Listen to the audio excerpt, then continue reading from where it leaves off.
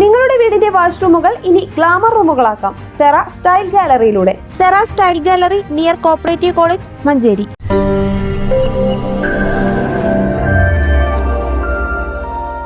കാർഷിക മേഖലയ്ക്കും ഭവന പശ്ചാത്തല മേഖലയ്ക്കും ഊന്നൽ നൽകിക്കൊണ്ടുള്ള ആനക്കയം ഗ്രാമപഞ്ചായത്തിന്റെ 2025-26 വർഷത്തെ വാർഷിക budget vice president Anitha Manikandan അവതരിപ്പിച്ചു. 36,80,80,819 രൂപയുടെ വരവും 36,07,63,000 രൂപ ചെലവും 43,17,814 രൂപ മിച്ചവും വരുന്ന സമ്പൂർണ്ണ ബജറ്റാണ് അവതരിപ്പിച്ചത്.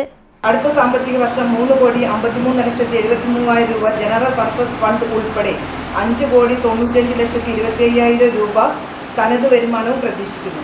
കാർഷിക മൃഗസംരക്ഷണ മേഖലയിലേക്ക് പുതുതലമുറകളെ കൂടി ആകർഷിക്കുന്ന തരത്തിലുള്ള പദ്ധതികൾക്കും ഭവനരഹിതരില്ലാത്ത പഞ്ചായത്ത് എന്ന ലക്ഷ്യത്തിലേക്കും പശ്ചാത്തല മേഖലയുടെ പുരോഗതിക്കും ബജറ്റ് പ്രാധാന്യം നൽകി.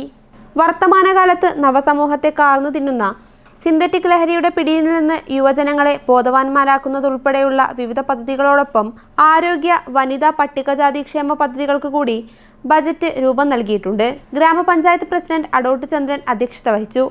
ആസൂത്രണ സമിതി ഉപാധ്യക്ഷൻ KV Muhammad Ali, block panchayat standing committee chairman KM Muhammad Ali master, block panchayat മെമ്പർമാരായ PB Basheer, Muhasinath Abbas, grama panchayat member Rajani Mohandas, AP Ummer, KM Mujeeb Rahman, Sundararajan, KV Ishaq, KP Aboobacker, MP Hamsa, വിവിധ ഇംപ്ലിമെന്റിംഗ് ഓഫീസർമാർ തുടങ്ങിയവർ ചർച്ചയിൽ പങ്കെടുത്ത് സംസാരിച്ചു.